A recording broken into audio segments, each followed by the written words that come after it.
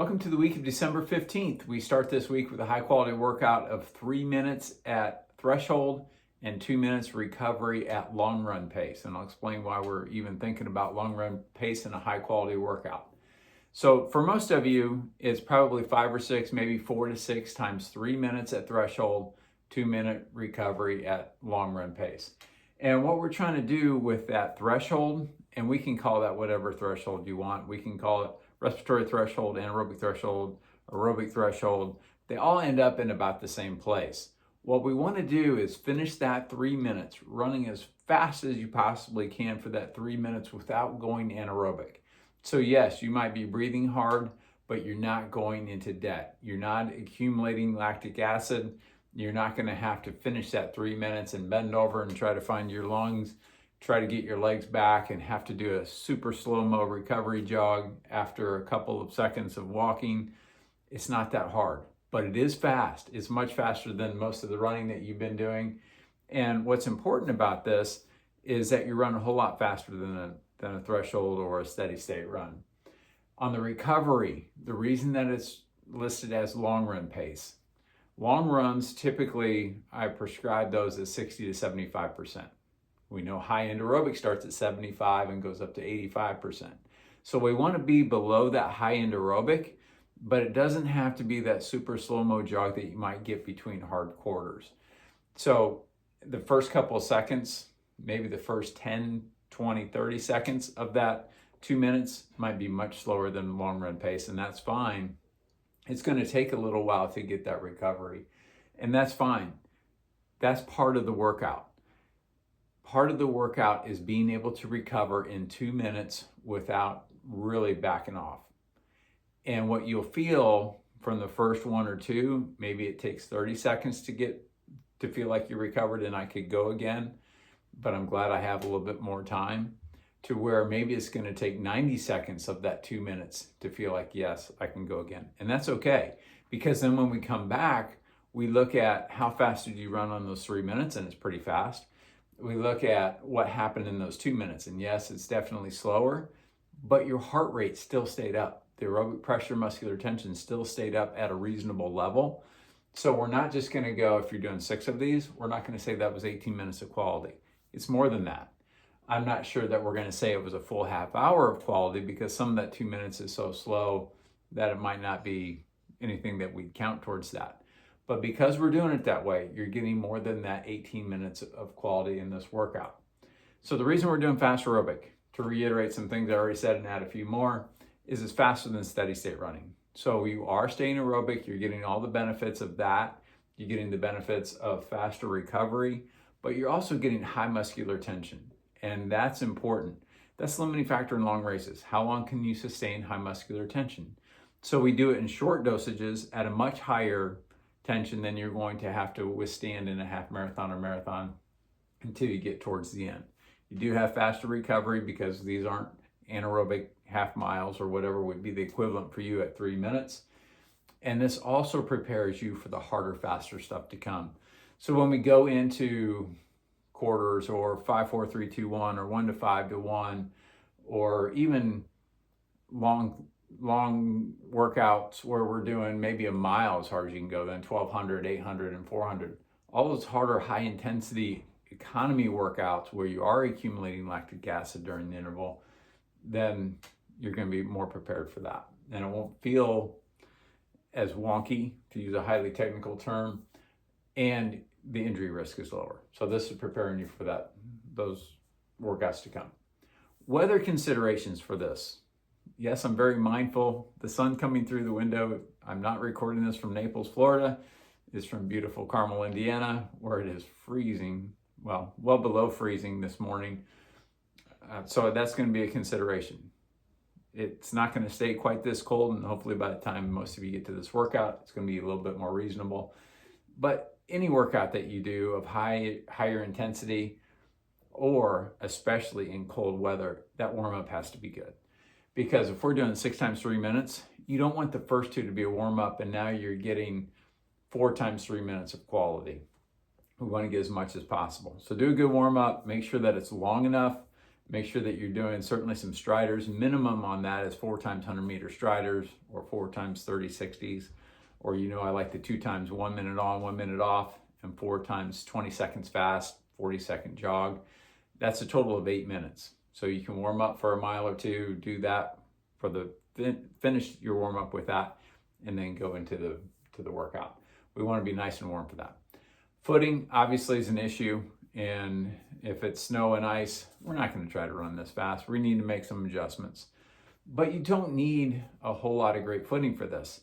If you can find a half mile or even shorter than that, a loop, the out and back thing, if you have to make a 180-degree turn during a 3-minute interval, that's not a whole lot of fun, but it's certainly doable. You don't have to find that great of a place to do this. Maybe there's your neighborhood or something close to you that they plowed and it is clear. So scout that out maybe the day before, make sure you know where you're going. Hopefully, if you're in the Indianapolis area, you're joining us in Broad Ripple, and I'll certainly scout out the best options for that.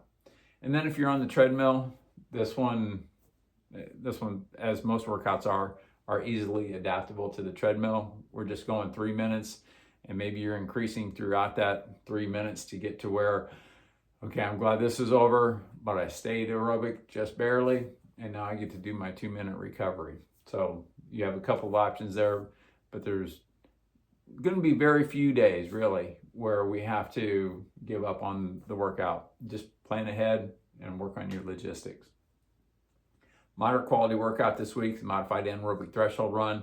So as I mentioned, with the high quality workout, 75 to 85% is high end aerobic, 75 to 80% is the bottom 2/3 of that, and that's where we want to be. Steady state run, get there as fast as you can without overdoing it, without stressing your body too much. Work into it, but as soon as you can get there, do it.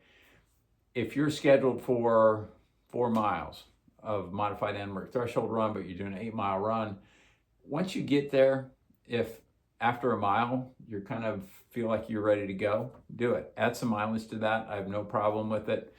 Don't turn it into a race. Don't turn it into a full threshold run. But if you're running 75 to 80% and prolonging that for a good period of time, it's very beneficial. One of the, as I already mentioned in the last workout, your limiting factor on marathon and half marathon day is how much muscular tension can you withstand. This is getting your mind and your body prepared and comfortable with sustaining a reasonable level of muscular tension and aerobic pressure throughout a run. So it's very important there. I give these workouts in heart rates, and that's part of it. We use effort dashboard of pace, perceived exertion, muscular tension, respiratory rate or aerobic pressure, and heart rate. All of those are valuable. You need to go into a workout thinking which ones of those measures can I count on today to get the training effect that we're after. If you're using heart rate, and I'm saying this in part because some of you have been pretty low key since Monumental or whatever your fall race was, and now the switch has turned, we're 18 weeks out and you're thinking let's get after it. I know some of you have already been after it, and you want to use heart rate. Well, a couple things that you need to know about using heart rate. If your fitness is lower than it is normally, or you're just starting and maybe you've been off and you're just starting to build back up, your heart rate's going to go through the roof very easily. It's not really a good measure of effort. Forget about heart rate. Listen to your breathing. Think about your legs. Can I maintain this effort? Can I maintain this pace? Do that. If somebody starts an exercise program and they've been sitting on the couch for a few years and decided I'm just going to start, heart rate is a terrible measure of effort, because if they get up, put the Doritos down, walk across the living room, their heart rate's probably going to be at 85%. And that 85% doesn't mean the same thing as it does for somebody who's really fit. Now, of course, there's other considerations there. We don't want somebody to have a heart attack, those kind of things. So maybe we keep an eye on that a little bit, but you can let it go. If somebody starts, and this is why a lot of people hate heart rate training, is because they're not in great shape and they start and they feel really comfortable going out for a run, but their heart rate says that they need to slow down. So they slow down. So I can't possibly run this slow. I have to walk. And even walking, maybe they're getting a little bit too high. So if your fitness level is not where it normally is, give yourself a little bit of extra heart rate on that.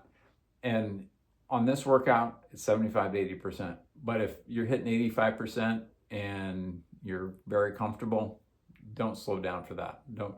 And if you don't know your heart rate numbers, you don't know your true maximum and your true resting, then don't slow down based on heart rate ever. And then also weather is a factor. If you're outside and it's single digits or early double digits, it's going to take a little bit more effort to get your heart rate up. Much like, well, the polar opposite of in July when you go out and jog your warm up and you're already at 85% because it's so hot out and blood distribution and dehydration and all those things. So there's some days where it's so cold you feel like I am working way too hard to get my heart rate high enough. Well, maybe you are working too hard. Maybe you need to relax and not worry about heart rate quite as much. The other thing, more like running in July, is if you're on the treadmill, your heart rate will typically go up a little faster, especially if you don't have a pretty strong fan blowing on you, because you're not moving through air, which is going to cool you when you're outdoors. If you're stationary, running in place, heat builds up more. The treadmill is building up a little bit of heat.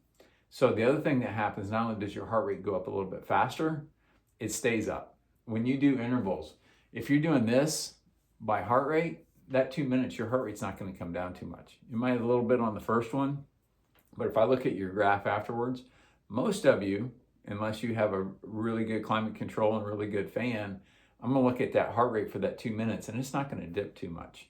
So don't worry too much about heart rate, especially when we're counting on it coming down on a treadmill. You can keep an eye on it, but don't let it dictate too much. Long run this week, endurance, we're either holding or building. If your last long run, for most of you, was 2 weeks ago where we maybe added a mile or two, if that felt like plenty of challenge, maybe we stay there for another week. If it felt like, yeah, that was fine, then let's add another mile or two going into this week. We are 18 weeks out, so if you're running a marathon in the mid-April timeframe, we want to set up the last couple of long runs. And if we hang around too long at 10 or 12, then we feel rushed kind of towards the end. And if you miss one because of bad weather, which is probably going to happen, or you miss one because your race schedule and we don't want to sacrifice a race for a long run too many times, then we want to make sure that we're building already.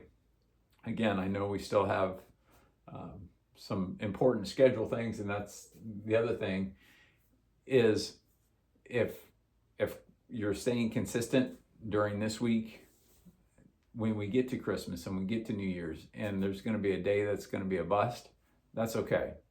It's because you've been so consistent. A workout here or there, a couple miles here and there doesn't matter as much because of the consistency. Also keep in mind with these long endurance runs, you're okay to go faster.